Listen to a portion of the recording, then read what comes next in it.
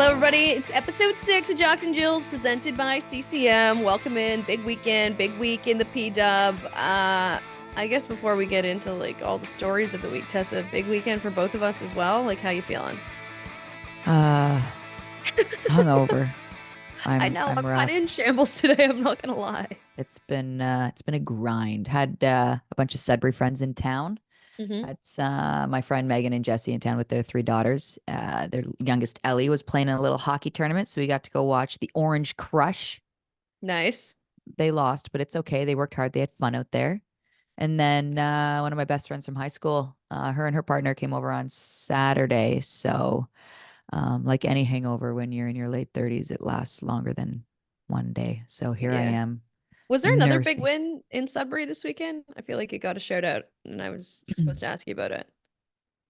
Yeah, the Toronto Police Services, they won massive tournament. My buddy Seb LaRue, actually, this kid, his mom owns a car dealership, and she's a good friend of the family. She actually is one of my sponsors, and um, so I do a bunch of local Ford commercials, if you will. You know, those amazing So, like small little commercials that get done. Yeah, I get those. I do those for them. Anyways, he was going through to be an osteopath, and he would come down and like stay with me for a week every month or so. So we're like part-time roomies. Anyways, him and the boys.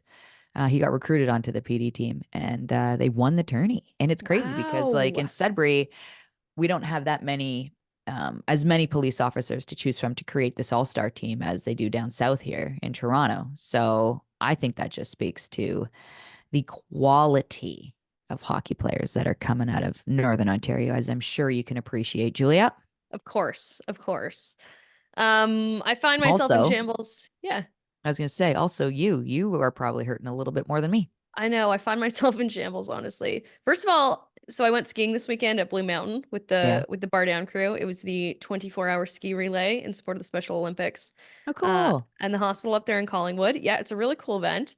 Everyone was a way better skier than us. I'm not going That's to say okay. that. Actually, Corwin's a great snowboarder. Takia's a great snowboarder. Daniel Pignataro is a great skier. I ski like casually to have drinks with my friends. Yeah. Like, The après ski mostly. I après ski. I après ski. Like I could get down the pretty hard hills, but I'll only do it for a snack and some drinks after. Have you been to Blue Mountain before? You know that place Yeah. Rusty's at the bottom of the hill? Like Yeah. my whole experience was just like going on the hill and then wandering into Rusty's and then wandering back. We got there on Friday night and it was sweet. They set us up with this chalet. So it was like a slumber party with all my Mardown friends. Of And course. somehow, before the 24-hour event even started, Mhm. Friday night, we're sitting around and suddenly it's 6 in the morning and we're drinking beers. And we're like, no, the 24-hour event starts in 4 hours. Like Shut we've up. messed up big time. Oh no. So yeah, I got a good sleep in last night though. So I'm feeling better. I'm feeling alive. So you're running on the same amount of hours of sleep as me in my everyday regular life. Yeah, I Yeah. guess. I Hmm. don't, honestly, this is kind of embarrassing to be 25 and say, but I don't drink very much. And I find You like, shouldn't. no, I don't. Like once every couple weeks type of thing. But this weekend, I hadn't been drinking for Lent. 2 weeks into Lent, I fail. Sorry, That's Jesus. okay. Uh, so yeah, we're back on the ball tomorrow. We're back in the ball. We're walking in the light of God You at again. least gave Anyways. something up for 2 weeks. I didn't do any of that.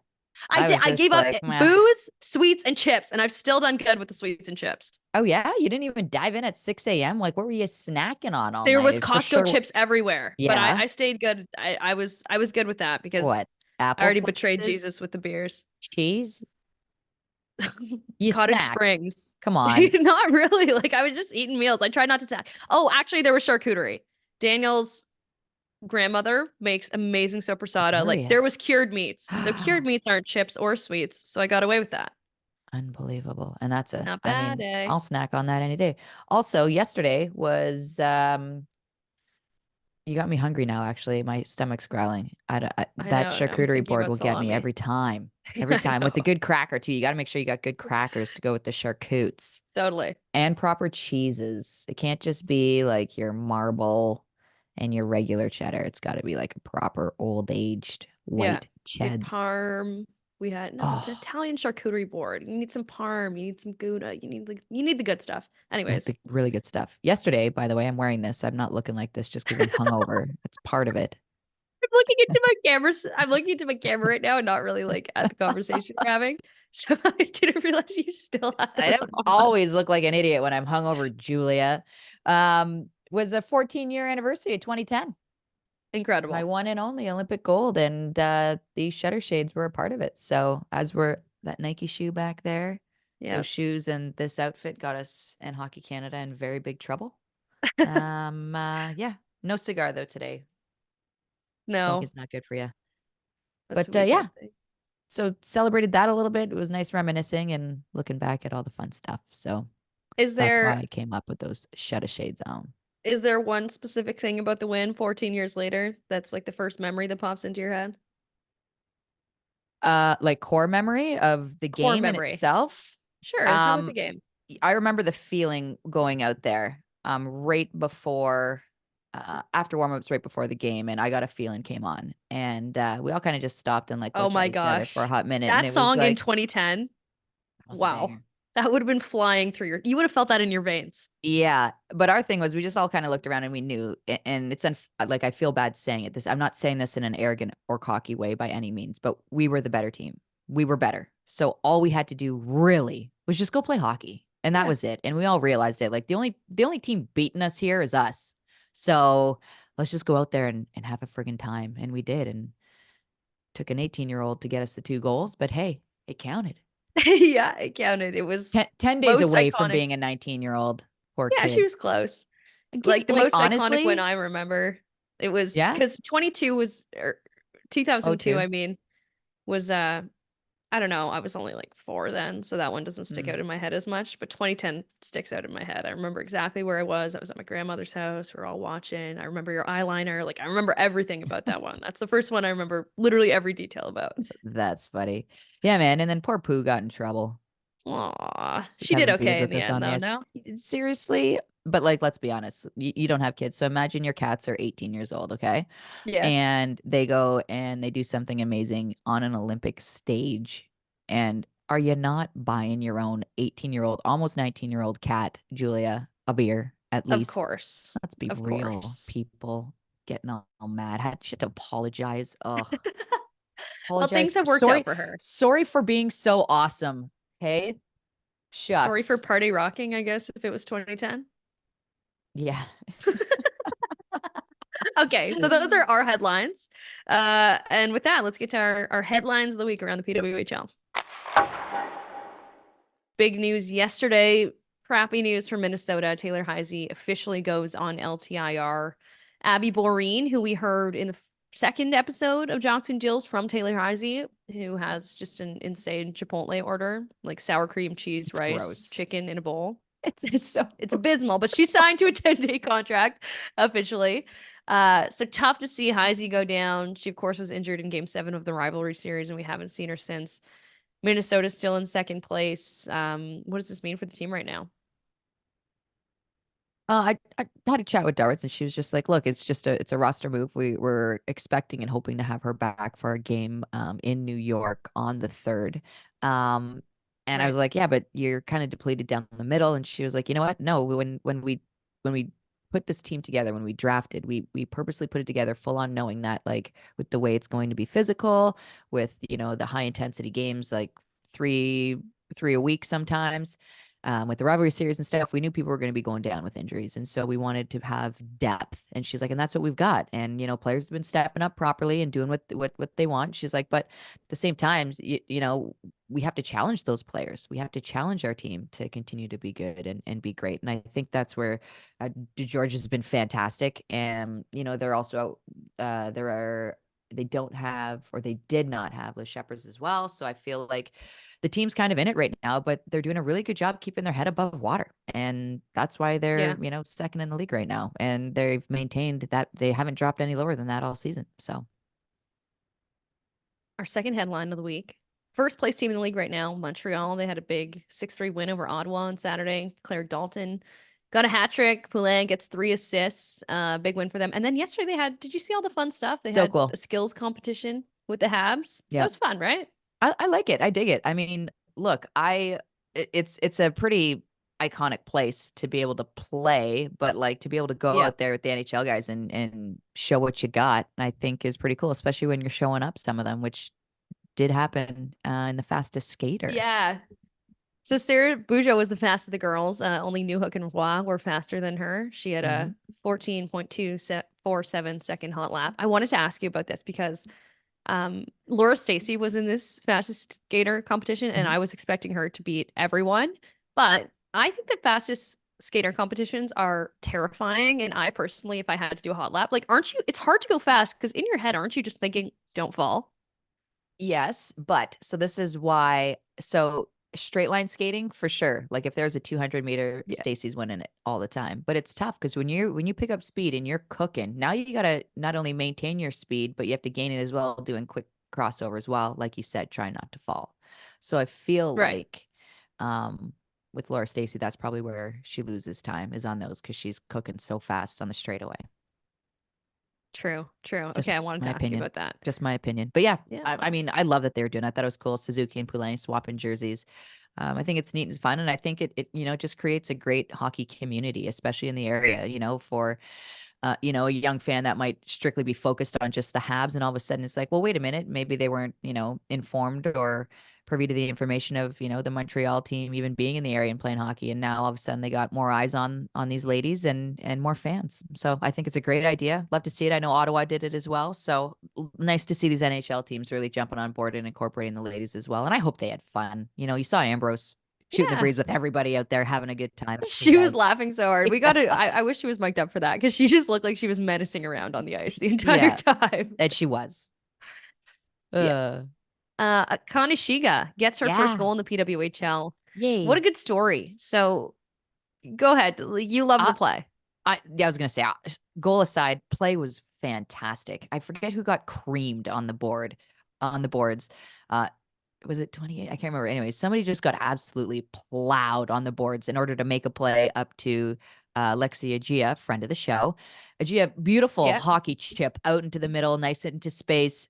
Snodgrass skates into it, and I feel like when I watch these games, sometimes I am that armchair GM where I'm yelling at the TV with I know these ladies can shoot and I know they're smart, but there's a lot of I feel like there's this pressure where they feel like they have to make a super nice play instead of just chucking the thing on net. And this is where Right. Snodgrass did the play that I've wanted everybody to do. And it was a shot pass off the pad and Akane cleaned it up. And look, Anthony Desbiens is no chump of a goaltender. She's one of the best in the world right now. And Snodgrass managed to make that play happen. And Akane scored her very first goal in the league against a top tier goaltender. So I don't know. I love Yeah. the play. I love everything about it. It was just hockey plays. It was simple hockey. It's what's going to make you successful, when you're going through tough times in the season. And loved to see it. I love that it happened, and I was happy for that for Otto. And it was cute because her teammates were equally, if not The more, whole excited for bench her. reacted. So if you don't know the story, Connie, she doesn't speak the language. She uses a translator a lot of the time. She's the only Japanese player in the PWHL. So like when we had Lexi on, she called her brave. Like it is brave to come to North Yeah, America. You're from Japan. It's a huge cultural shock, I'd imagine, just being here by yourself and not even really being able to communicate without a translator. So it was really wholesome to see just the way that Ottawa as a team has embraced her and just how happy they were for her to see her get that first one. yeah, and even the fans. I mean, she's got a following as well, but she doesn't have her Oh translator all yeah. the time, right? So there's times she's just No. sitting there, like looking around. And you heard Lexi say, during one of these uh video sessions, Right. she didn't have her translator, and Carla was like, she's got no clue what's going on. This has got to be the longest day for poor Connie. Nonetheless, she's on the board. She got a goal. We're happy for you. Congrats from the Jocks and Jills podcast, Akane. That is awesome. 5 in a row for Toronto. I was at the game on Friday night before I headed up to Blue Mountain. Spooner again, 2 Yeah. insane goals in the shootout, and it was a great game for Toronto in general. But oh my gosh, Spooner back to back. And when she was talking about it post game, uh, I kind of asked her, I was like, is the game just coming easily to you right now? And she was like, yeah, it just feels like I'm really rolling right now. As soon as she got the first shootout goal, she said she was just giving Troy the eyes like, hey, I think I'd like to go again. I think I'm feeling it right now. And I got good another thing he gave move. her the tap. Yeah. Yeah. I love that. I love both of the goals that she scored. They're both fantastic in the shootout. I was expecting her like old school. When she went the second time, I'm like, oh, she's gonna do the Spooner move where she like skates down the wing wide, cuts across the full speed, by the way, cuts across the top of the crease and then basically stops, pulls it back, and jams it in. That was like the go-to Spooner move. She didn't do it, however. I was really excited to see it. So Spooner, if you're listening to this podcast, please pull that move out in your next shootout because I would love to see it again. It's been a very long while. That was just like the Spooner thing. That's what Spooner did on the shootouts and on every breakaway. But I love that Toronto, is coming back and playing the way that they should have been from the get-go. Like we mentioned off the top of the show, not this show, but at the top of our season for Toronto, it's every team's going to be going through something like this. And it's just a matter of, how does your team get through it and what are they taking from it? What deposit are they making into the experience bank and what are you learning from it or growing from it? Is it ruining you or is it making you better? And so I feel like for Toronto, it really made them better. And it's nice to see Kristen Campbell as well. Get the shutout. Yeah, You she's been just, incredible. yeah, and you're happy for her because she wants it so bad. All of her teammates love her, especially on Team Canada side. They got nothing but great things to say about that young lady who works really, really, really hard. So kudos to her and to the team. Boston, we're gonna have Megan Yeah. Keller on after as our interview presented by Novus. Boston gets in the win column yesterday versus Minnesota. Finally, they're trending back. I feel like, they're in talking with their head coach, she had agreed with us in terms of, the team needs a little bit of fight. And if I know anything about Courtney Kessel is that she's got a lot of that in her. She's a hyper competitive person and she doesn't shy away from any type of bar fight. So it's like she wants that out of her team. And I think that, inside of that locker room, I think they just decided to start to play for each other. On top of it, Aaron Frankel had one hell of a game against Minnesota, stopping 41 shots. I will say this, 41 shots is a lot, and I'm not taking anything away from her game by any means or her shutout, but like she saw a lot of them. There were probably a handful that I could say were good chances, but like in true Minnesota fashion, I don't think there was enough traffic. I think they made the saves a little too easy for her, if that makes sense, because she's an incredibly athletic and fantastic goaltender. She's one of my favorites in the league. So, nice to see that they got the win. They're back in the win column. They're kind of cruising a little bit. They're finding their footing again. Sometimes those, like I said, those stints of losses are needed just to help the team grow and figure out which direction they're going. It was cool to see Tapani and Cook make their return to Minnesota and get the W. But now they basically like have a week off. I feel they're off for a while. They're off until Saturday, so they got a bunch of days off where they can kind of hit the reset and just take care of their bodies and focus on little things that they want to tinker with in their game. Yeah, time to chill. New York too get points in both their games this week. Alex Carpenter continues to be insane. She still leads the PWHL in points. She had that one game early in the week where she had the first jailbreak goal for New York. She had a power play goal, and then she had that filthy shootout winner. Like she just looks, her and Spooner both just look like the game and goals are coming so easily to them right now. We just need to have a segment called like Carp and Spoons or something where it's like, all right, what are they up to? You know what I mean? Just to like save us the time. And then we could talk about everything else, with their teams and everything. But you know what? Good on them. They're making us talk about them. And that's what good players do. You know what I mean? When you're not talking about them, that's when you're worried. And I don't think these two are going to go quiet for the rest of the season. I think they're just going to continue to make noise. And I love to see it. Carp is just the thing that I love about Alex Carpenter and her game and the way she's scoring goals is like, and I said it before, it's so incredibly casual. Like like she skates down, she rips it short side high and scores. And then she just like looks back at her team with a little smirk, like, and then one arm in the air doing the Statue of Liberty. And it's like that was a sick goal. In any other league in the history of hockey, that player is like taunting the crowd, jumping up on the boards. Right. You know what I mean? Not her. She's just like, all right, change. Do I have my water? Is there anything? I know. She's so casual. She's like everything about her. She just has kind of a laid back aura. Maybe that's what makes her so good. Yeah. And then Spooner with her little 2-arm up Selly. Spooner's just like the little kid with 2-arm up so Selly. Good. It's so good. Yeah. Love both of these players. I love that they're leading the league. I'm not surprised by any means with either of them. So um, I feel like and Carpenter and Abby Rock are really coming together as a nice little duo here, and Oh yeah. Rock was in they're gonna on be a every one of those goals I just every mentioned. single one. Get us this She's smart. for the Who are you gonna give shootout. it to? You Yeah, of know, you're on a line with Connor course. McDavid or Sidney Crosby. Who you giving it to? You know who you're giving it to. You give it to him. But she's the patience sometimes that Rock has to have in order to like create space and like just get the puck to Carpenter at the right time is top tier, top notch. Not everybody can do what Abby Rock's been doing for Carp as well. So nice to see them do well. New York now just 1 point ahead of Boston in the standings and 3 behind Toronto. So I think this Toronto New York rivalry that everyone was talking about right off the hop is a real thing. And It's real. yeah. The players said it too. They were asked about it after the game. It's a real Yeah. thing. They've played one another more than any other team right now. And I think was it Renata after the game that said, oh no, it was Turnbull after the game. She said, like, listen, they came in here and they beat us on opening day of this league on Yeah. home ice, and Toronto has not forgotten that, and they take it to New York every single time. Okay, this one is not PWHL, but it did break the internet in women's hockey this weekend. Abby Murphy goes in her last game of the year. She takes an empty net clap bomb. And of course, chaos ensues after that. Some additional context for those who just kind of saw the play, didn't know what was up. Like I mentioned, it was the last game of the year. That was her 31st goal of the year. That's the most in the NCAA. Her 51st point in 34 games. Also, this year, a stat that popped out to me, Tessa, when I was looking into Abby Murphy and how she's doing this year. She has 101 penalty minutes. Most goals and most penalty minutes in the NCAA, 101 penalty minutes. The closest to her in PIMS has 65.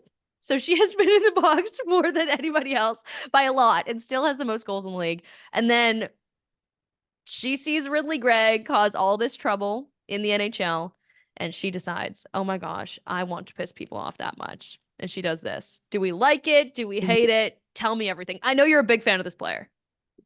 You know that I am because I don't have to play against her.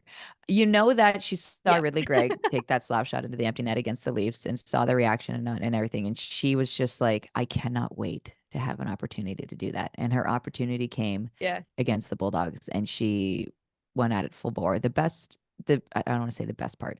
The part that made me laugh was I'm like, of course, it's Abby Murphy that did this. But then after she did it, she turned around right away and had this like shit-eating grin on her face and gave the wave Yeah. like, come on, bring it to me. And Come like, at me. yeah, and one of the Bulldogs players did, but the linesman was in there real quick and broke everything up. But she like kind of like knocked her off, like let her come at her, and then gave her a shove and laughed in her face, and then celebrated with her teammates. However, The most infuriating thing you could do. uh, like that would make me so mad. Now, again, I said I'm not surprised that it was Abby Murphy that did it, and I'm happy that I don't ever have to play against her. It made me laugh a little bit because it was her and because of her reaction after she did it and the way she called everyone on. But Yeah. do I like the play? No. Like that would if I was a Duluth player, like money on her head. Like who's going to be playing in the PWHL next year against her? Like shift one, you're taking her out kind of thing. Do you know what I mean? Like that would infuriate me so bad. I'm not telling people to do that to her because I love her as a player. I think she's everything the game needs. And Yeah. I think she's so entertaining and she's so skilled. Um, but yeah, that would make me so upset. That Yeah. said, If you know anything about Abby Murphy, you know this whole thing. yeah, It's very her. yeah, And we're I did obsessed, laugh. kind of. Even though I know neither one of us like kind of loves the empty net clap bomb thing. Unfortunately, she did kind of eat with this. I'm kind of Yeah. into it. And that kind of wraps up our headlines for the week. Top stories around the PWHL and women's hockey. Next up, we have a fire interview for you, brought to you as always by our friends at Nobis. We love their jackets. We love them. They were the first people to hop on. We've got CCM on as our presenting sponsor now, which we're so fired up about. By the way, I saw CCM at the PWHL Toronto game Nice. on Friday night. All their gang Amazing. was there. They had a CCM car there. They were set up with their FTW line. So Love you, Beautiful. Novus. Love you, CCM. And here is our interview with the one and only Megan Keller, presented by Novus.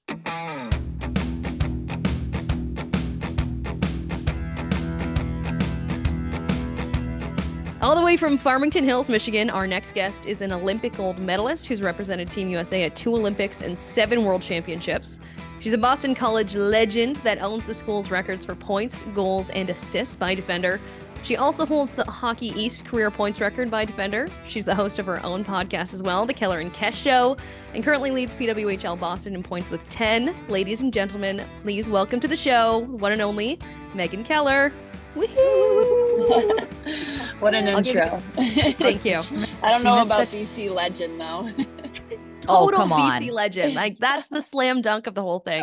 Our running joke is that whenever I write up the bios and then Tessa's like first question is always whatever I missed in the bio. So have at her. What is it this week, Tess? She missed. What's like a major thing about you? There's 2 things that always came back when I was poking around, asking some things about you, Megan, and I'll ask you about one of them later, but she is a massive post-game karaoke performer. She loves a good karaoke sesh, Julia. Okay. I just want to know, just to kick it out, like, what's your go-to karaoke? What's your go-to karaoke song? What gets the people going? I'm not the first one up there. I will say that. It usually takes a bit. I like to watch everybody else go. Recently I'm thinking Picture by Kid Rock and Sheryl Crow. Wow. Recently. I like the slower ones. Do you have a duet partner for that, or is it just you? Last time it was Haley Skarupa. Nice. So I think she took Kid Rock and I was Cheryl. I was gonna say you're Cheryl. Yeah. No Iris by Goo Goo Dolls. You didn't want to dip into that?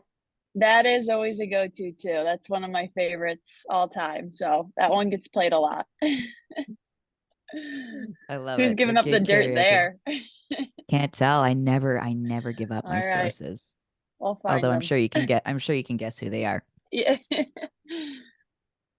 My goodness. But I would go with, personally, I like to get the crowd involved, so it's not just me or my voice. Like, it's like people actually taking part. So I always pick either Spice Girls or Living on a Prayer by Bon Jovi. Oh, those are good ones. Anything Spice Girls, because anything Spice Girls goes. Everybody knows it. And even the dudes, usually the guys are singing it way louder than the girls too, which is awesome.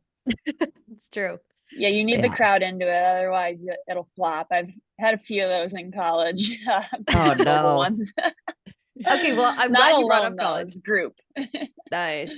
Yeah. So we brought you in, Boston College legend, but maybe we'll start a little bit further back, because before we started recording, you mentioned that your parents didn't play hockey or anything like that. Your older brother did. So we kind of got the Keller family into the hockey game.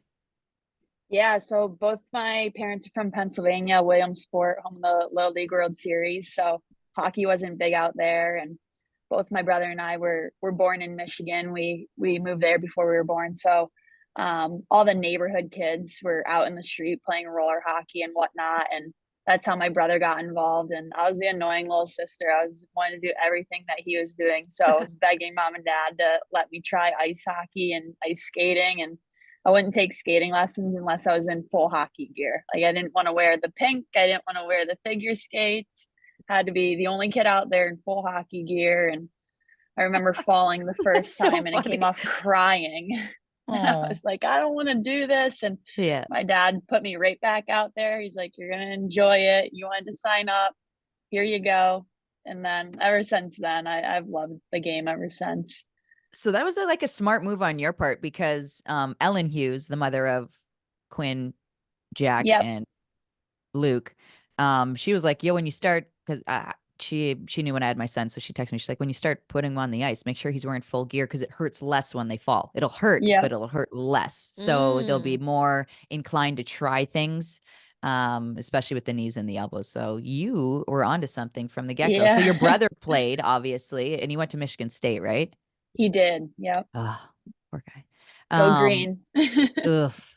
I know. So it's okay. They're like the little brother to the, Yeah, everyone always feels bad for Michigan State. They're like, "Mm, okay, we'll pretend to have a they rivalry always with get you." that. The Yeah. big rival in Michigan. So how did you not become a goalie then? I mean, usually when, there's an older sibling, especially a brother, you're the one that gets the pad slapped on you and they're just ripping clappers at you in net. Did that Yeah, happen or no? It I did. did. I was the catcher. I was always the goalie in that, but every once in a while, like we would just have mini stick battles. I feel like that's Yeah. where it started for us. So we're just ripping down the basement. There's holes in the wall, the tile ceilings are falling down. But yeah, I think that's probably why I ended up defense. I liked always defending and seeing everything in front of me, and also like being physical. I credit that to my brother for sure. What are other minor hockey memories that kind of stand out to you?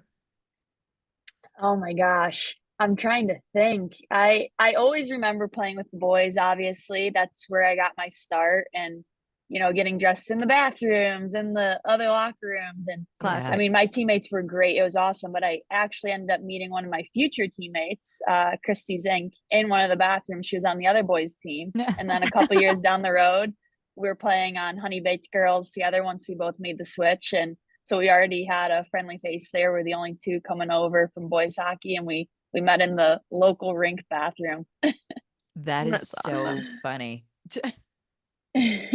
So how'd you guys meet? Well, this one time in a Yeah. bathroom. Yeah. There was always kind of a camaraderie there. There'd be another girl in the like ref room or Yeah. the closet or whatever. And you're like, nice. I remember giving a girl a hair tie, and I'm just like, wow, this is a really special moment Yeah. that we're having, even we don't play on the same The team. boys don't have those usually. No, they don't have No, camaraderie like that. getting dressed in like a rank old, I used to get dressed in like as old like janitor's closet kind of thing with like a Yep, few of slanty roof. those. Oh, Boiler we've all room. been brutal. But didn't you win like a U16 national championship too?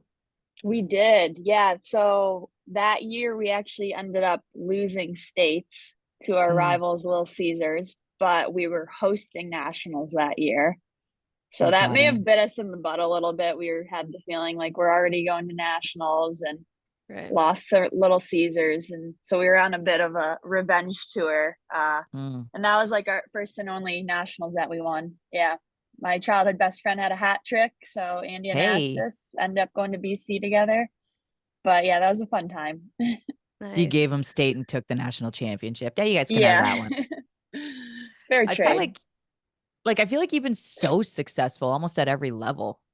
Like, were there ever any like crushing losses along the way? Because you learn a lot from winning. I'll be honest. It's Mhm. important to learn how to win. But like I always found like the major losses or the one loss that really got you were the ones that really helped either like shape your career or you as a player or helped you along the way.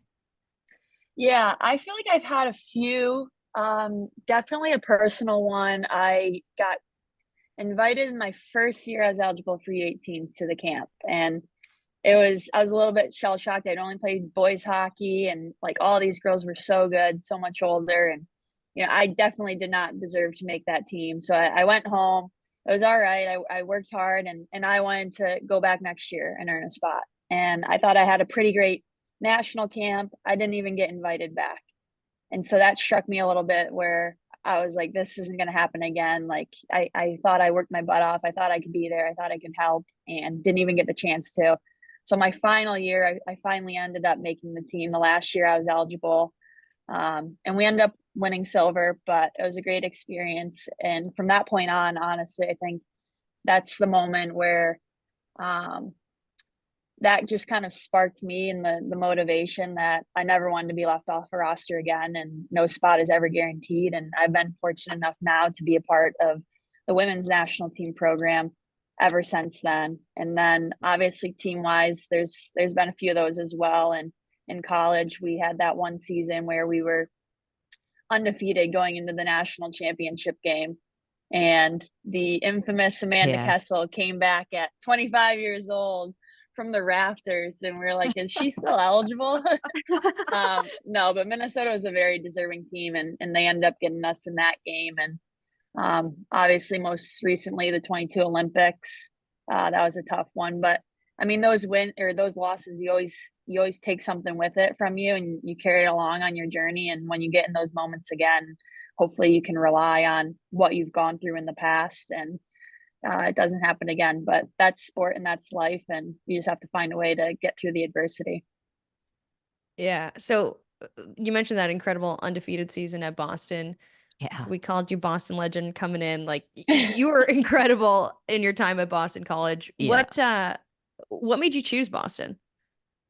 Yeah, honestly, so I was really close going to Wisconsin. Okay. Oh, Yeah, thank I was a God you Midwest didn't. kid at heart. Mom and dad, they're Yeah. probably wishing, it's close to home. But once I visited BC, the campus really got me, and then being so close to the city, and then along with meeting Court and Kinger and some of the team, like I couldn't go back once I first met them, and I'm so happy with my decision. I wish I could go back and have another 4 years because I loved playing for them, and I loved attending Boston College. It was a great school, but just the whole city as well. It's part of the reason why I haven't left yet, and I'm really lucky to be still playing in Boston. I was gonna say you're still there. What Yeah, I I mean, haven't left. yeah, obviously there is something about, clearly a good fit, and you were clearly enjoying yourself in your time there because it was showing through your play. But like, what about their systems or the way that team played or the way the coaches let you play? Like I'm assuming they didn't have a leash on you at all. It was like open the door, get out there, Megs, go play your game kind of thing. But what was it specifically that allowed you to be so successful with them? Yeah, honestly, there wasn't much of a leash, and we had some really great teams when I was there, and I was lucky to be able to learn from some great upperclassmen and Emily Falls or Emily Field, Haley Scroop, Alex Carpenter. Like I could go down the whole team. Like there's just so many great players to learn from, and I think as coaches they had a lot of trust in them and showing us the way, which I thought they did a great job of. And I think that's what brought us a lot of success as a team. Like we had so much fun and competitive drive. Like we legit had to stop like doing certain mini games because people were gonna get hurt because we were just like so competitive. We're like we always had maroon versus gold, Yeah. and there would be like fights breaking out because we wanted Yeah. to win so badly. And Court Kennedy's like, all right, we're not playing that game anymore. Like you guys are psycho. But like that's part of the reason why we were so good. Like we pushed each other every day in practice, and I think that's what made us all great players and teammates. Well, actually, so you're super competitive. You're kind of a multi-sport athlete. You mentioned baseball as well. Like, how did hockey be kind of become your main sport? Was there a time where you almost picked something else?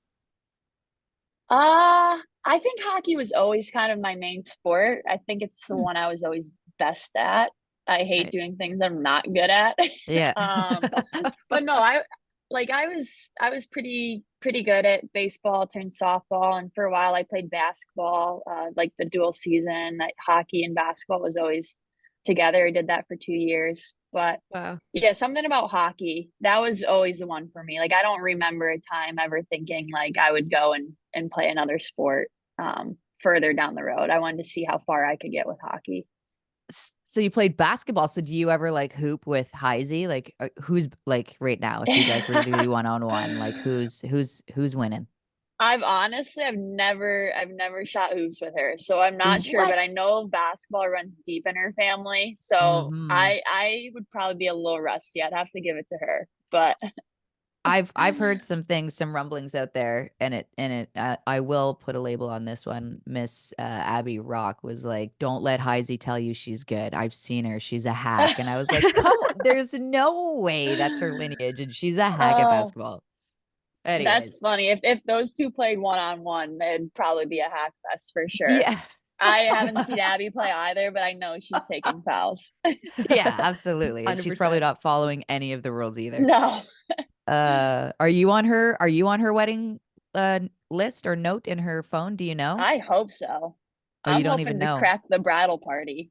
So this is a Nice. secret. Like you guys nobody actually knows the list specifically if they're on No, it or I not. if I had to guess, it's got to be long. It's got to be a big list because she's a social butterfly. She's got friends all over the world. So Mm, I that think we should make it, but we'll see. Are you mm. guys on there? Well, no, but We're we're making a really, bid. Yeah. yeah, I think you we're had really. her on, right? Didn't you? We Yeah. did. She was our Okay. first guest. Yeah. So we Yeah. thought that So might kind of give maybe. us some pull. Yeah. I Yeah. mean, if you want to put a good word in for us, we would totally appreciate that. All right. I'll make sure We're I'm a on the good list time. first. We are both incredibly hungover right now. So, we still know how to have a good time. Yeah, you're battling. We're battling. It's all about the battle. Oh, Yeah. yeah. It's an uphill climb. That's also another good song, Miley Cyrus. It's The Climb. Yep. Good karaoke song. That's actually true. That's Yeah. that's one that didn't go mentioned. Let's talk a little bit about your Olympic adventures. And you almost actually didn't make it to the 2022 Olympic Games because you got COVID, right?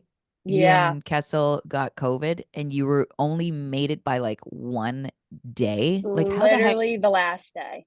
So what? You guys you're obviously taken away from everybody. Mhm. You're confined by yourselves. I'm assuming separate or together, maybe. I don't know. But So then we how do you lived even keep together. training? Because you're going to the Olympics. Like, how do you even keep training to make sure that you're still in good shape to go? It was pretty funny. Like we were roommates all year, so we stayed together. But then there was some. I mean, we would do anything to get rid of this virus and go to the Olympics. So we're like, are we harming ourselves by staying together? Like, are we like incubating it longer? Like, what the hell's going on? Like, maybe we should just split up. So we were trying everything. But as far as the training, like, we couldn't go to the rink. Like, we didn't want to risk spreading it to anyone else and whatnot. So Kess was like having us do like these like jump ropes and iso hold lunges and stairs. And like she's in New York. She came from there. So she just runs up the stairs like as her workout, like all the time. So she has like the biggest calves I've ever seen. Like it's so underrated. She has huge calves. And so she has me running up these stairs. I couldn't walk for like a week. My calves were so sore. And then as far as like skating, we went outside and skated, just me and her, like at Hannah and Marissa Brandt's, her sisters. They have like this outdoor rink dedicated to them. And we had her dad go over and check to see if the ice was okay. And we just went out there and tooled around. Probably shouldn't have, but that was like the longest 2 weeks of our lives. Like we genuinely thought and were told that we probably aren't going to go. They were talking about bringing alternates in, and this is coming from up above, like from our USOPC staff and doctors, because China was so strict on the testing rules. And we were cleared by then. Like we had the virus long enough. It was just like dead particles that the test was so invasive, it just kept picking them up. And we were trying like everything, like the neti pots, I was gonna say everything. We were putting things up our nose like we probably shouldn't have. Like we just wanted to get rid of it so we could go, and we just could not get a negative test for the life of us. And on the last day possible, like they just brought us to LA. They're like, all right, we'll come, and if you get a negative, like great, like you're going. But if you get a positive, you'll just have to stay there and keep testing, and hopefully one day there's more flights coming over, you can get on one of those flights. But nothing was a guarantee the whole time. So we're like, well, how do we know if we're going to make it on the second flight? Like everything was so strict. And the very last day we got our negatives, which was great. Wow. But it was scary. There was a few moments that Kess was like, I knew we were in trouble when you started crying, because you don't cry often. And Kess was a mess. And she was like, once it hit you, I was like, oh God. Yeah. Should I be But crying we made too? it. Yeah. Do you remember how hard did you celebrate when like the test came back negative? Were you shocked? Yeah. Did you cry then? We were no, not then, but we were like jumping up and down, like screaming. It was crazy. But that was just like the state of the Olympics. Like I know we had a few athletes that tested positive in LA, couldn't make it over. We had a speed skater that came like day of his competition, and then they lost his skates. And he showed up and he wore like somebody else's skates and competed after like a 14-hour flight. So just stuff like that. We were fortunate that our whole team was fine and able to play the whole time, because there were athletes that this is their only opportunity to go compete on the Olympic stage, and they can't even do it because they had a positive COVID test. But So like, so you tested negative in the US, but then when you fly there, you had to like be confined for like an hour and they tested you and you had to wait for your results, right? So were you, when you landed and you got there, were you like, okay, like, was the stress not reintroduced again? a little bit. I was a little at ease because we did that one in LA by the lab that China chose. So that Oh, came back negative, allowed us to get on the flight. And then when we landed and we got off the plane and everybody, like, airport was deserted. It was just us. Everybody was in hazmat suits, like head to toe, like those white. I felt like I was in Squid Games. I was like, this is wild. So I was like a little nervous that maybe it'd be like a false positive again, and you don't know where you're going. There was no sort of like, nobody knew, like, if you test positive, like, where are they going to send you? Are you going to be quarantined with the team, like away from the village? Like, so that was scary. But I think our goalie coach was the only one who tested positive. oh, no, really? Yeah, There? yeah, there. And he made it back. Like, we're lucky our tournament runs the whole length of the Yeah. Olympics, so Right. Yeah. we have some time. But yeah, we remember him saying, like, all he could hear were athletes next door, like, just bawling and crying because those are their Olympics right there. Yeah. And who Yeah. knows if you're going to get back. It's not like it's every year. Oh man. Yeah, so it was an interesting one, but wouldn't trade it for the world. There was Yeah. still aspects of it that made it feel like a true Olympics, but It's a good story. yeah, parts of it weren't the same. It's a crazy story. So the Yeah. 2022 Olympic vibe was the Squid Games, but the Yeah. 2018 Olympic vibe was a little bit different than that. You're part of the group that got to end the drought for the USA, win a gold medal. What kind of stands out to you when you remember going to those Olympics? The vets talking to you kind of about how badly they wanted to get back into that gold medal bracket. Like, do you remember having conversations with the older women on the team about just the intensity of how badly they wanted to win that gold specifically? Yeah, man. Especially coming off 2014. Like that was gut wrenching. Yeah, it was pretty evident. Like, they did a great job of sort of balancing everything, because we had such a stretch now where we brought in like a pretty large group of youth and young players, and from 2015, 16, 17, all we were doing was winning. Like, we just had a great stretch of we were winning. So, like, at the same time, like, they didn't want to crush that for us, but they wanted us to know, listen, like, this is the reality of sport, and like, we need to lock in every single detail. Otherwise, like, you don't want to ever have this feeling of going home with silver at the Olympics. And so they did a great job of sort of like instilling that in us, but then also sort of allowing us to bring that like youth and naiveness a little bit to the team, because you need that balance. You need that feeling of like, nobody's going to stop us. Like, we're going to win gold. And then you also need that feeling of like, okay, but we have to do every little thing right.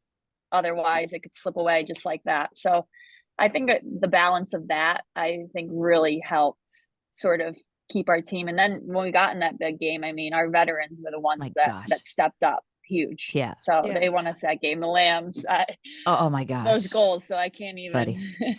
Like, so for some of our listeners who may not know, 2018 went full regulation, overtime, and you guys went to a shootout. And like at that time, I'd been fully removed from, playing hockey for Team Canada, whatever, and I was covering it with Erica Lawler down in New York with NBC, and I fell out of my chair when Lamoureux deked the best goalie in the world, Shannon Zabados. Yeah. Like, Unreal. I remember texting Zab. I was like, dude, that's tough. And she's like, who's stopping that? And I'm like, nobody was making that save. Like, have you seen her do that before that moment? Or did she just save that for the biggest hockey moment in her entire life to win the first gold since 98 for the Americans?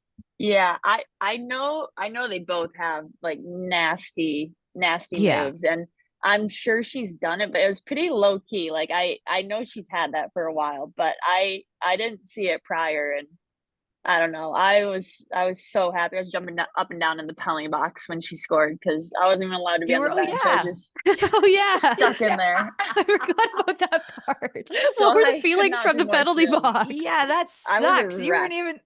Oh, I tried they to make leave you stay after. in there even for the shootout. They're Yeah. not like, you're not allowed to shoot, but you can go be with your friends. Like it's just a hardcore no. Yeah, I maybe got like two strides out of the penalty box, and they're like, "Whoa, like where are you going? Like you have to get back in there." I was like, "What? Like I'm not going anyways in this shootout. Like you can Yeah. watch me. I'll be on the bench cheering." But yeah, they made me get back in there, and it was just me and the penalty box attendant. No. So Nice. I was a wreck. Yeah.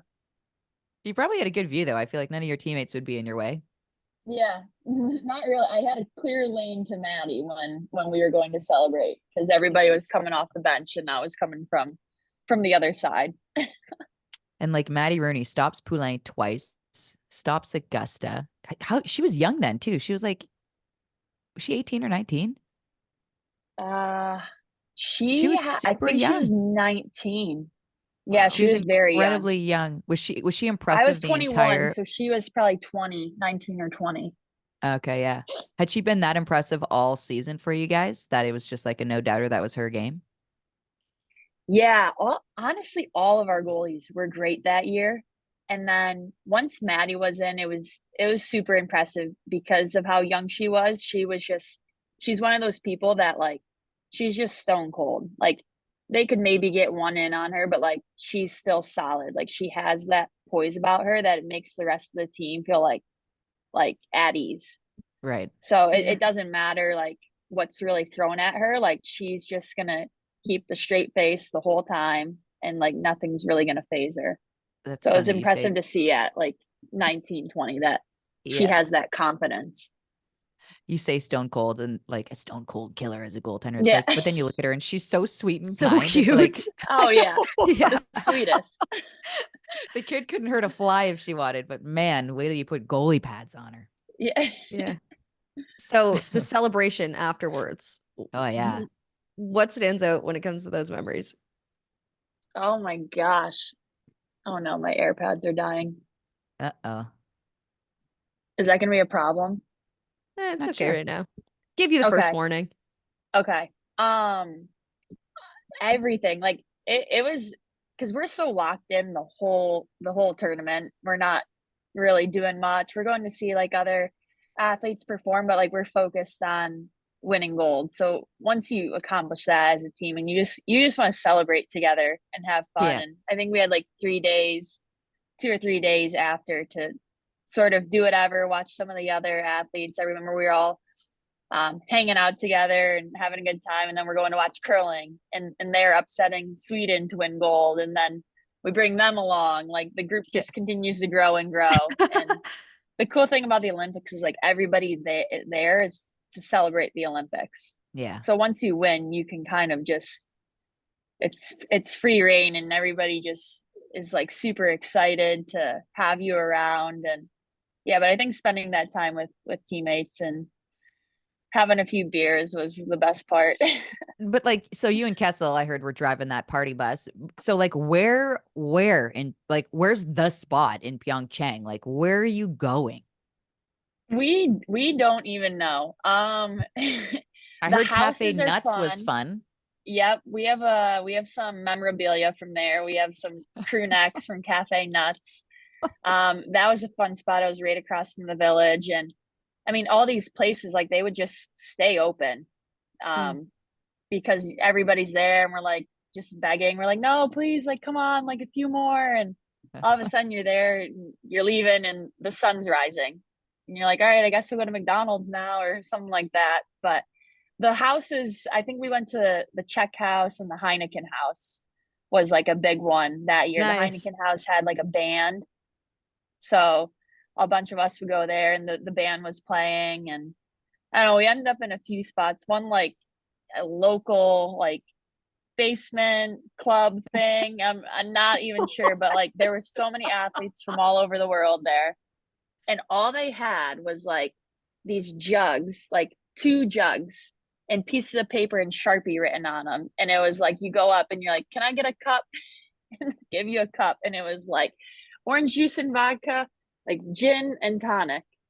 And like, I was like, we Are you can't sure? be drinking that. Yeah. So I stayed away from that. I think we like brought our own beers in, but it was incredible. I was like, I've never seen anything like this. Like, is this a real place? You were basically in a South Korean frat house is where you were. Yeah, that's what it felt like. And it was just all of the best athletes from all over the world down In there. It's like, someone's oh, figure basement. skating's here. There's curling. It was so funny. So who was the Team USA MVP in the celebration after 18? It was her. Ask anybody. you? It was you and Kessel. It was you too. Kessel Kess told and me that I- there was a night that you guys both woke up the next morning and you were like, how did we get home again? And you were like, I don't know. And then you guys pieced it together and a local drove you guys. I'm like, are you and you guys are both okay. That's great. Yeah, well, okay, I remember that one. Guess I don't know. But yeah, there was it was everybody though. So it was the frat house night. We left and like there was no like taxis or anything running. So and there were so many athletes like out in the street from everywhere. And we just stop in a car and we're like, excuse me, sir, like Olympic athletes, like, can you take us back, please? He was like, no, no, no. And then all of a sudden, like people just start getting in the car. And he's like, okay, fine. Like took us home. We had a few other teammates. There was like a street meat, like stand, like a family owned. And they went across over there, asked for a ride. And they're like, yeah, sure. Like everybody was so generous giving us rides. We were in groups. We had some manpower with us. So it Nice. like we felt safe the whole time. But yeah, my dad's probably not going to enjoy hearing this one. Sorry, Dad. We'll edit this one out. Sorry, Dad. She drank the mystery juice in a South Korean frat He house. took a ride and from a stranger. Ride from a stranger. Rode Like the street all meat the cart rules home. that you learn as a kid. But since that has happened, Uber has come into play. I think about this often. Like the Yeah. only thing we were taught as kids was don't take ride from strangers, and now we have Uber. All we so do. Yeah. that was the only lesson we really got. Yeah. I'm kind of obsessed with the dynamic between you and Cass. Like, so Yeah. she beat you in that championship game at Minnesota. Did you know her at all? And how did you guys become so close? Yeah, I didn't know her. Like I knew So of she was her. kind of public enemy number one to start. Yeah, she was cursing. Yeah. Yeah. And she hadn't been around at all that year. I think she was still working her way back from her concussions. Yeah. And so she just like came out of nowhere for the championship in my eyes. And I was like, this is so unfair. Like our team were like, she's too old. Yeah. I was like, can somebody check her ID? Yeah. And then the following, was it that year? No, the following year, then she came back to the US team. Yeah.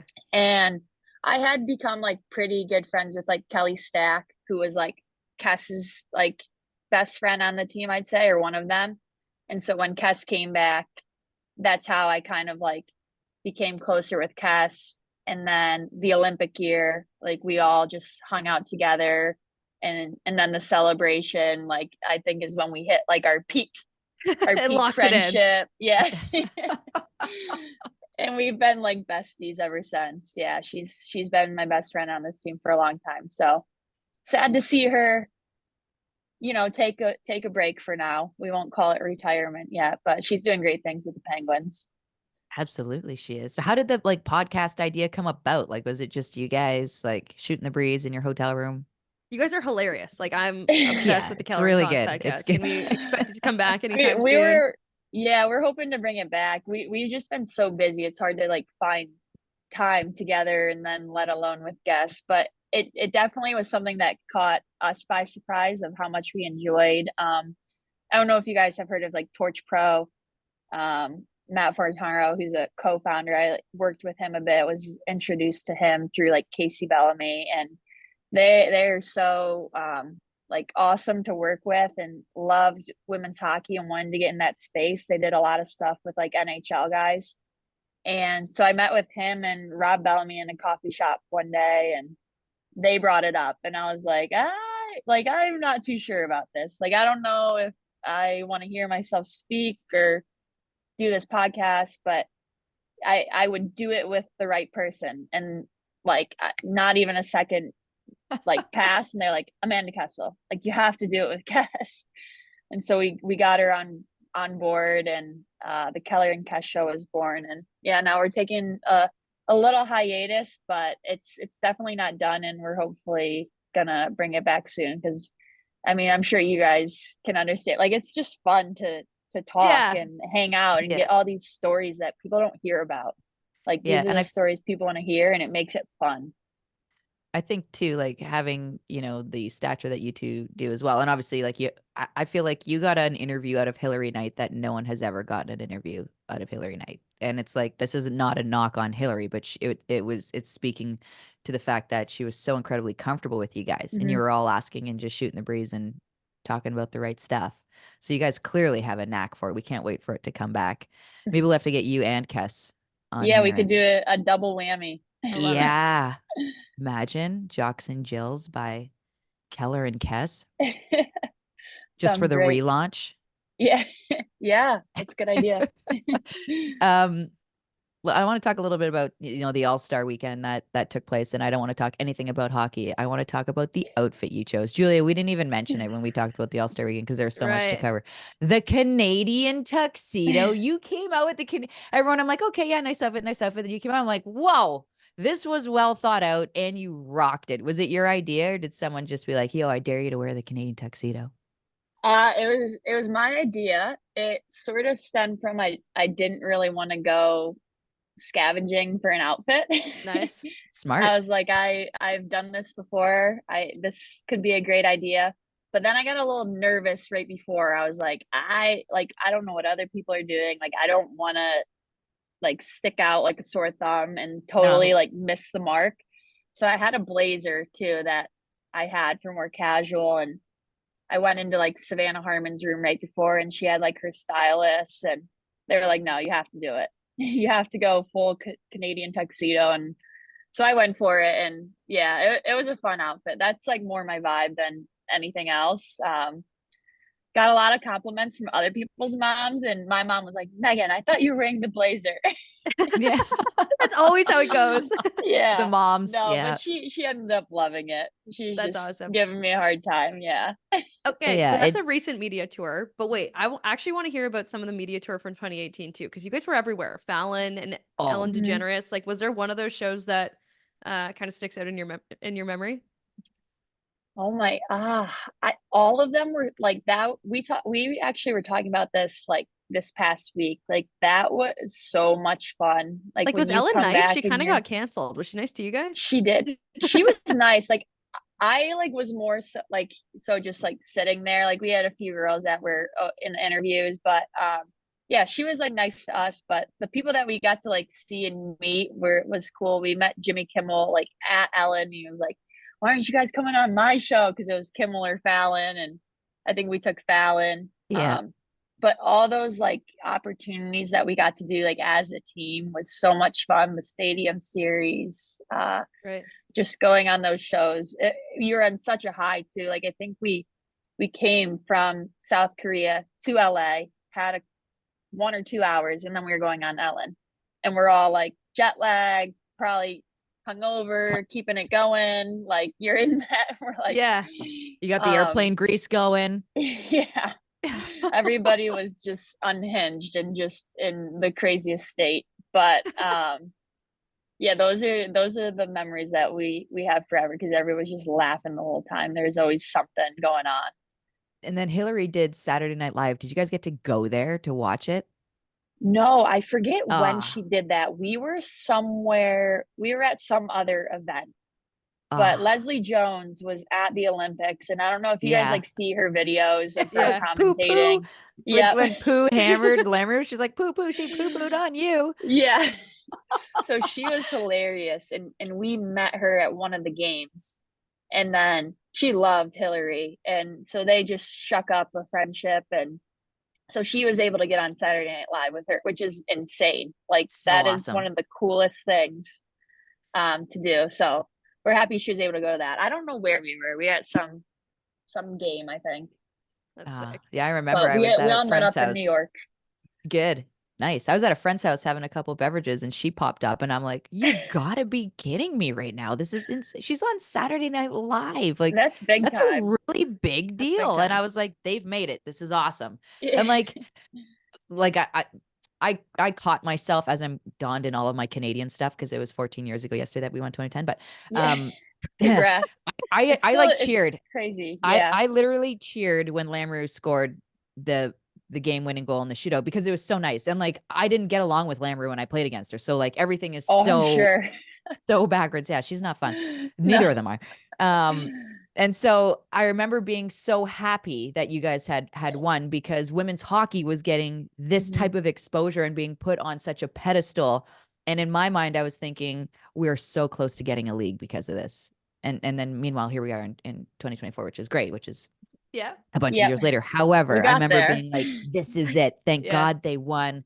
Ellen's on board, Fallon's on board, Saturday Night Live. Like, come on. This isn't getting better than that. And you guys must have gone to like some cool parties too, I'm assuming. Yeah, the one we talk about a lot is like our last day in New York. We went to Tao, just like some club, but Wow. one of our teammates just got us in, set us up, like table service. They had all these like they come out with the sparklers and the signs and whatnot, but like we don't have any like attire to be going to a club, so we're all in like our USA t-shirts and jeans, and we're going in and these girls are dancing and like their dresses, and we're getting up there too, but we're like not dressed the part at all. Were But there people celebrities in didn't the care. mix We're that like, night? not that Them. night, but like Yeah. yeah. No. I just mean They at were Tao, wearing like jeans and the t-shirts. clientele at Tao is insane, isn't it? Isn't that like the spot? Yeah. If there were, we would have no idea. Yeah, that's incredible. But yeah, that was a lot of fun. That was the big one. And then just like the games and stuff, meeting, like we met Justin Hartley, the This Is Us star, and Cool. went to a few different like NBC events, and just like the actors and actresses there, the people you never like, I'm never gonna run into those people again, probably, you know. So it was cool to like get to meet them and see that like they were excited or they followed our game or whatnot. So that was cool. But we're like, everywhere we go, we're like, just bring your medal and you'll get in. If you bring Yeah. the medal, like people don't care who you are. They're just like, oh, yeah. Yeah. That's So so that true. was like our game plan.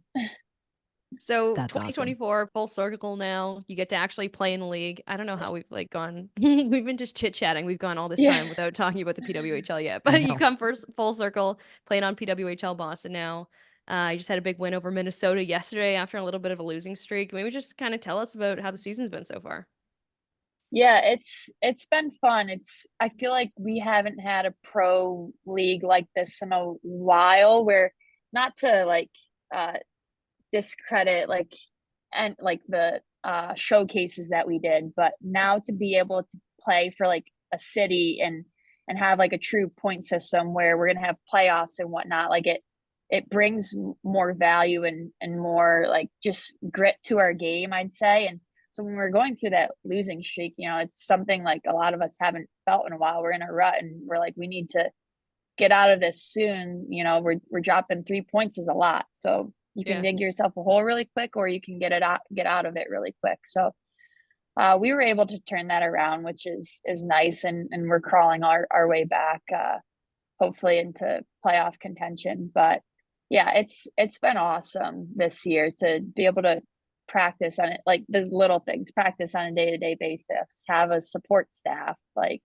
all these things that for a long time, like that everybody's been working for. Like there's been so many leagues and so many women that have had a hand in making this happen, that it's cool to see something about this just feels different, and it feels like it's going to be the one to last.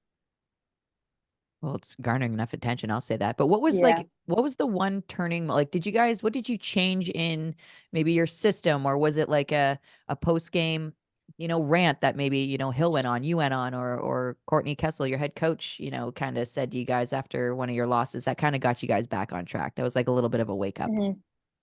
Yeah, honestly, I think it was like the broken record of we just are constantly talking about how we need to play a full 60 minutes. We need to button up things here. Like we need to come out like and be ready to play in the first period. And I think we were just tired of having that conversation. We needed action, and it finally boiled over. And I said it once, and I'm just like really happy with like how our team like stuck together. It's not easy when you're going through those moments, like, and it just seems like we hadn't won in forever. And it's easy to get negative quickly and turn on people. And not once did that happen. And I think the way we came out and played that first win back was just like, here we are, here's Boston, and hopefully we can just continue to build on that. Obviously there's going to be dips and lulls because it's a long season, you're traveling, you're dealing with like different aspects a lot of us haven't dealt with, but I think we've shown what we're capable of, and if we just can bring that on a consistent basis, like we're going to be a great team. It had almost been a month between wins. Yeah. Yep. She's like, thank you Very so long. much, Tessa. Yeah. You had that up with the rivalry series. It felt like a year. Yeah, sorry, man. It's all right. You mentioned kind of the travel and the different, or just how different it is to be playing in a league which you haven't done in a while. Is there anything that's kind of surprised you so far about being a PWHL player? Honestly, I'd say the visibility and just the amount of people that are like sort of like getting on board. And being in Boston, there's so much going on. There's so much college hockey. There's a lot that you can do. And the fact that like people at the airport are like, oh, you guys play for PWHL Boston, or we saw your game on Nesson. Like that's never happened before, being in Boston. Like there's just so much action and commotion, and so many sports teams and different schools that like for a long time, I feel like you kind of just get looked over, but like the amount of attention that the league has garnered is pretty cool to see. And it's just going to keep getting bigger and bigger, I think. I don't doubt. It's been awesome to watch it grow so far. Just looking around the league, obviously you've played on against every team so far, but like, is there anyone in the league that can shoot anywhere near as hard as you, do you think? Like, have you ever clocked yourself? Yeah. So honest question. Honestly, I'm a big fan of yeah. yours. I played against you for a little bit, and I remember being like, shit, this kid's good. And then I saw you shoot, and I was like, wow, I hope I am not on the kill this year. Okay, so I have unfortunately, a funny story. was. But like, there's no one in the league that shoots like you, right? So at All-Star, we were testing some of the skills, and so we did hardest shot. And I definitely did not have the hardest shot by a mile. And I don't think I was inaccurate because I was like, I have a 65 flex right now. It's what I'm using. It's easier for me to whip it from the point, like if I need to get a quick shot off. But I'd rather have a higher flex for a slap shot or, you know, one time or something like that. So I was like, Carpy, what flex do you use? Like 70 something, like, let me use yours for this shot. So I went and like almost missed the net on the first one and then did the second one. And I was like low, like not good. I think Ambrose had a higher one than me, like somebody else. But I didn't use my stick. So I was like, okay, maybe it'd be harder. So I couldn't tell you, but I don't think I have the hardest one in the league. I don't know. There's some people with some hard shots. Let me just tell you, it is you. Well, if people are in front of me, my goal is like, if they're going to block it, I hope it hurts. So I do try and put everything behind it on a lot of them. This is actually a campaign that Tessa has been on because your couple, it is. I think you've got 2 so far to tie games when you have the goalie out. Am I right on that? One versus New York. I don't know. I'm putting you on the spot. I think that there was one earlier. I don't really know, honestly. I black out when it happens. That's awesome. But so clutch to get those goals. And Tessa was like, she needs to take one of those shots every single time she's in the O zone. Yeah. That's like my rule for you if I was your coach, and I'm not your coach. But if I were your coach, which I'm going to be your coach for the next like 5 minutes, just do me a favor. Just let her rip. Just let it go with like an 85 flex, with an 85. Yeah. Is that what you usually use, is an 85, and now you're down to a 65? That's insane. And you're tall. Yeah, no, when I was like in college, I think, and I probably had no idea. Like I was using 77, and now obviously everybody's like, use the stick to shoot, use it, like there's technology. And Yeah. so I got down to 70 in college. And yeah, just recently I went, not recently, probably for the past year or two, like I've been at 65, which Wow. I will not go lower than that. But No. I also have gone lower solely because we're able to get sticks so easily nowadays, Yeah. where Right. if I feel like it like loses its whip coming back, which a lot of the lower flexes I feel like do when you're taking a lot of like slap shots and whatnot. So Mhm. I'll just like switch them out. But back in the day, it was like piece of lumber. Yeah. Yeah. It's like you get one a year and you're using your brother's hand-me-downs or something. Yeah. Yeah. And you hope they didn't play outdoor hockey with it, street hockey. Yeah, 'Cause the it- blade's like this big.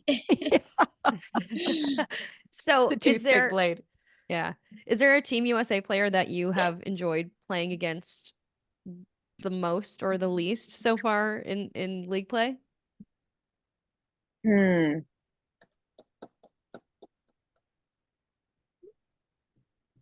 I'm trying to think. There's like so many probably. Abby and I usually like we'll just like bump each other or hit each other out there and then we'll laugh Yeah. about it. So that's fun. Lee Steckline is so hard to play against, I think. Like she's the best defender in the world, like still. So she's so hard to get around. Carpy's speed is impossible to match. I don't know how many like game winners she's had this year. Yeah. Like there's a lot. There's a lot. You come to appreciate like having them as teammates, and then on the flip side, like all the people that you play against all year round, you come to appreciate their style of game because you see it from a different side. Like when you're playing against Canada, like I don't notice necessarily like the way people are playing out there. Like you know what Right. they can do, and but you're just trying to stop them. When you're on the other side and you're breaking out, and you're like, oh wow, like that was a great play. Like so, it's cool to have both those sides where you just grow an appreciation for your opponents. You learn about Rattray's quirky and weird rituals in her warm up. Oh my gosh, yeah, she's all over the place. we're honored for that. I Are saw you her No, guys? mic'd up. she's I had a good awesome. chuckle. Yeah. Yeah. Yeah, and That's did you hilarious. see her mic'd up thing? Yeah. Yeah. Pretty good. Every single person was like, oh, everyone's going to find out how weird you are. She's like, Yeah. I know. That's awesome. Well, Megan, we appreciate the time today. Congratulations on the win yesterday. Congratulations on all your success on the season so far. And we can't wait to watch the rest of the year. And thanks again for the time. Thank you. Thanks for having me. Hold you guys to the Keller and Kess podcast. Let's do it. Yes, nice. Thank you so much again, Megan, for joining us. Man, she was a hoot. She had the best stories. Thank you, Nobis, for sponsoring our interview segment as always. You had to play against her a little, eh? You remember that shot when it comes to playing against Yeah. Keller? I remember being incredibly impressed, being like, "Oh, she's here to stay. This is going to be a headache for Team Canada for years to come." And I remember kind of being a little bit frustrated by how good she was right away, being like, "That's not fair." Can't do this. But Get out again, of here, that's just child. what, yeah, that's just what happens when you play under 18s, and you got, you're from day one on an NCAA team, that's a Yeah. contender. You're given important roles, and I think that just bled over in confidence. She's obviously got it, and it's made her successful, and she's got the drive and the work ethic to go with it. So, and some great stories. My goodness, what a good storyteller! Oh, Their she's podcast hilarious. is going to be awesome if and when they get back to it. Yeah, totally. That duo is so funny. So I hope they get back together and start chatting again. Yeah. We haven't given out our partner points yet. Like, has Oh Eddie been yeah. nice? Liam's been cool. Like, he's, still my boyfriend. He's still around. Around. Didn't really do anything that jumped off the page this week, though. That's popping out of my head. So Eddie, do any after banner worthy my stuff? night out with my Yeah, after the late night out with all of my friends, we came back here and ended up watching the Battle of Alberta. We were in the hot tub having some cold beverages. Anyways, the morning came Nice. pretty quick, and he didn't even flinch. He was just up and out of bed and had both kids downstairs, so mom could sleep in. So He can take that's the huge. points I mean, I'm this still week. hungover, so it didn't fix my hangover, but it still helped. Nice. Oh, wait. You know what? Actually, there is a last minute case to be made for Liam because I got him to do a Ooh. Yui on Lakeshore to take that photo of Sarah Nurse on a billboard. Is this why you guys are getting in accidents? No, that was gonna unrelated. take It was points away. completely unrelated. Okay, yeah, you're right. Eddie gets the points this week. I think that makes it 4-2. Eddie, you deserve it. You're a safe driver. Still a close game. It's still a close race. Coming up this week in the PWHL, what we looking forward to? Toronto, Minnesota, Tuesday night. Minnesota probably doesn't want to drop 2 in a row here. They're without Taylor Heise, and Toronto looking to extend their win streak. Yeah, I feel like Toronto's putting their 5-game win streak on the line. They've got Ottawa coming up on Saturday after that as well. So I feel like they're just going to want to keep the good times rolling because between Tuesday's game and Saturday's game, there's enough time to catch your breath and feel better. So if they can really, they're going to be in Minnesota to start. So it's a travel day, everything. Big crowd. That one, I don't even think it's at the Excel Center. It's at 3M. What's that arena called? 3M something. Anyways, cool. I think they're, it'll be a tough test, but I don't doubt they'll get it done. I mean, Minnesota's got great goaltending. Toronto's goaltending's on fire. Oof. I don't even know who I'd put money on in that one. I'm just going to be excited to watch it. Yeah, I'm looking forward to Saturday too. Boston, Montreal. Boston gets off the schneid this week, and we always love to see Hillary Knight and Marie-Philippe Polanco head to head, especially with kind of how hot Montreal is right now, and you know how much Boston wants to start kind of climbing up the standings there. So that'll be a big one too on Saturday at 4:00. Totally. And like Montreal's got a week off from their 6-3 win over Ottawa. Yeah. So it's like they're well rested, and Boston's going to be coming off a day later. So both teams are going to be super well rested and riding that confidence. Well rested, a thing that you and I, Tessa, need to be. Let's go for a nap. Know nothing about. Yeah. Let's go for a nap or something. Good grinding today. We were playing a little bit guilty, but thank you again to Megan Keller for coming on. You're an awesome interview. Thanks to Nobis and CCM, our main sponsors out here in Jocks and Jills. We love you guys, and thanks for listening every week. Make sure you follow along on TikTok, on Instagram, on YouTube. Make sure to subscribe there. On Spotify, Apple Music, leave a review wherever you can. It really helps us out in terms of being able to make this show. So we appreciate you guys, and we'll talk to you next Monday.